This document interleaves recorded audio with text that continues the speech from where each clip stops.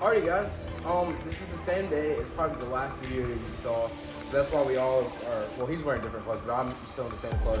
And I'm also sweaty because we bought some new stuff. But like I said in the end of that video, we're starting a new series. It's flipping $200 rims and hopefully trading them up to get something even nicer. Hopefully what we're planning for is like $600 to $700 rims. But I'm gonna go a step-by-step process of showing you how to do this. Christian is too. Christian's gonna also be there. So let's get straight into it. All right.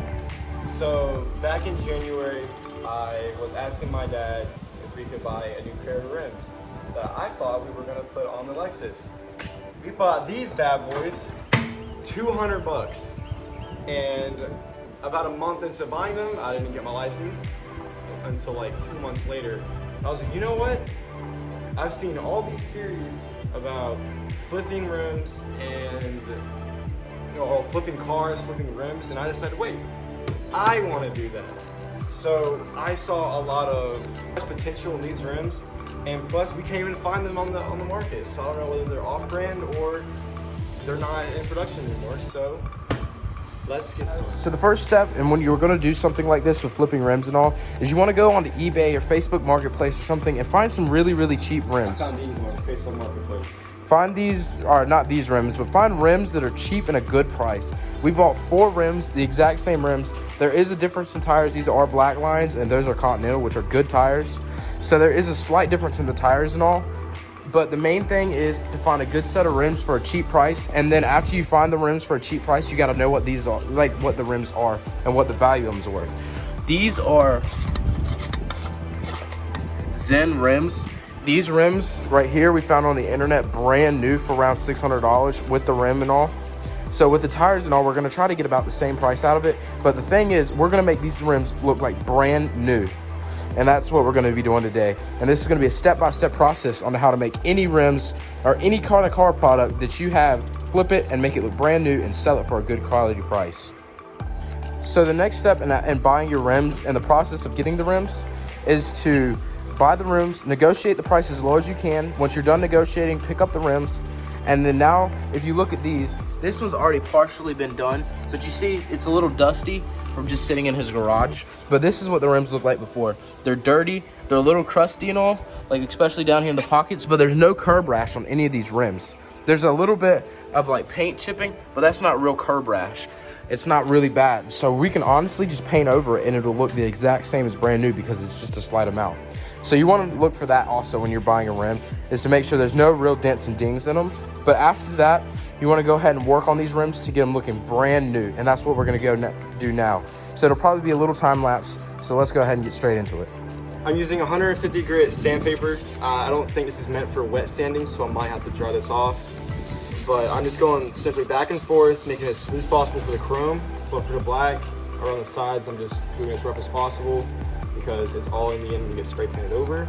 But I have to be very, very careful for this chrome because this is not getting spray painted. It's gonna stay this swirly chrome, and I'm hoping people will like that.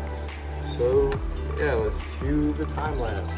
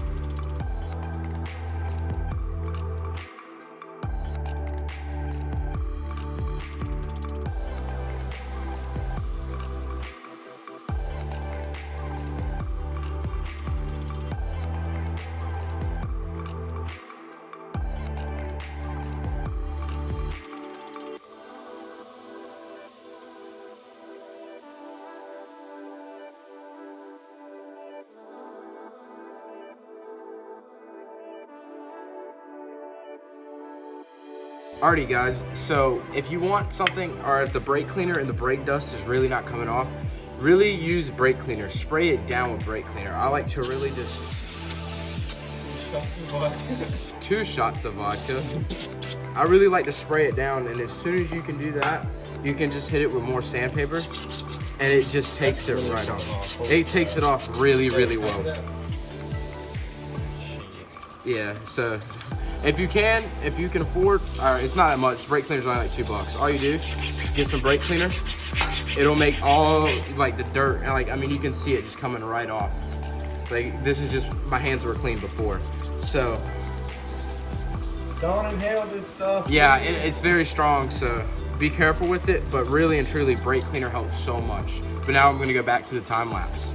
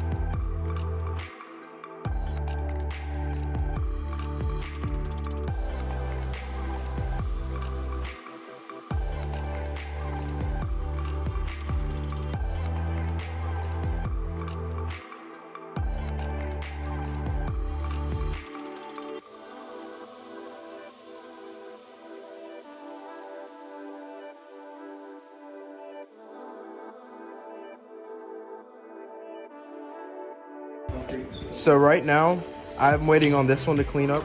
It's mostly done. It's got a little bit around the cap that I'm gonna try to get off, but the rim actually is really, really clean now. And Christian has gotten this one cleaned up, and he's getting ready to start the paint. We're gonna paint the back side first. That way, if any overspray gets onto the front side, we just can paint over it or sand it down and repaint it. That way, if it, you know, we just don't want it to mix all everywhere. If we already paint the front and then have to repaint it again because the back runs. So that's what we're doing right now, is painting the back. We got to go ahead and get the front side of it masked up just in case it runs, because we don't want that silver to get messed up because the silver's in good shape. So all we got to do is just mask up the front side of it, and then we'll be good to go.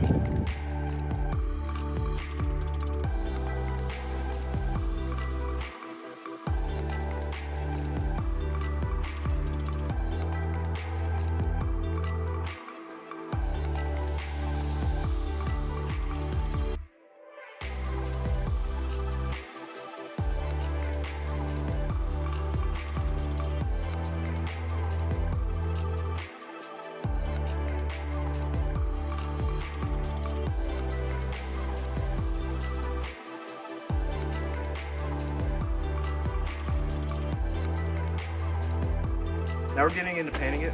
We're gonna do primer first.